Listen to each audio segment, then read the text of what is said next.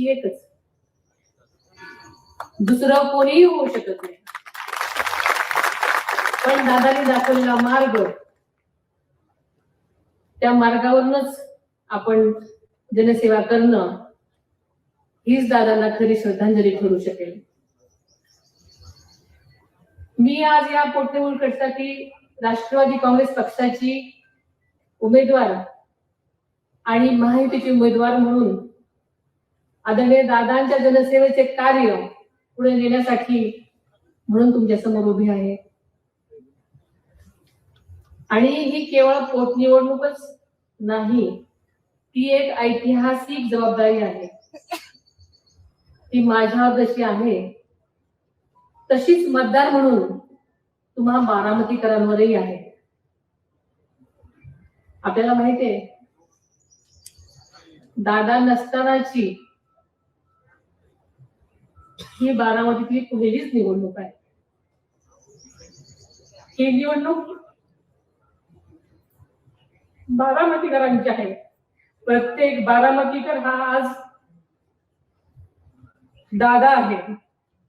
आता ही निवडणूक बारामतीकरांनी हातात घेतलेली आहे. त्यामुळे बारामतीकरांच्या विश्वासाची, इतक्या वर्षाची मला पाहून पाहून खात्री आहे. तुमचा भक्कम पाठिंबा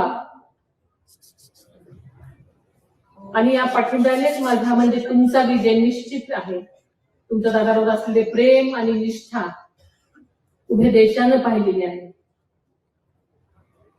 आणि म्हणूनच दादांच्या आठवणींना साक्षी ठेवून, त्यांच्या विचारांना अनुसरून सतत कार्यरत राहण्याचा माझा संकल्प मी केलेला आपण सगळ्यांनी पाहिलेला आहे.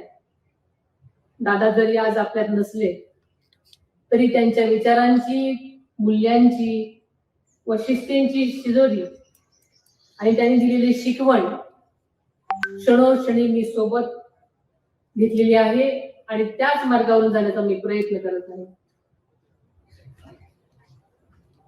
एक आई म्हणून, एक बहिणी म्हणून, एक भगिनी म्हणून तुम्ही मला पाठबळ द्याल असा मला विश्वास आहे.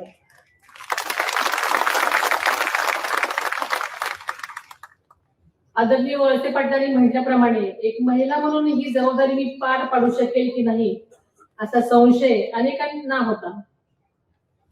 मात्र दादांच्या आशीर्वादाच्या रूपानं बारामतीची जनता माझ्या मागे उभी राहिली आणि या जनतेनंच मला लढण्याचं, उभं राहण्याचं बळ दिलं.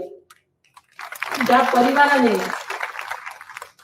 परिवाराने राज्याला पहिलं महिला धोरण दिलं, त्या परिवाराची मी सून आहे.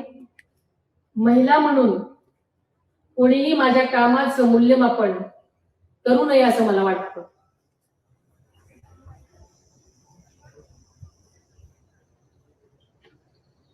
माझ्यासाठी बारामतीचा विकास हा केंद्रबिंदू आहे.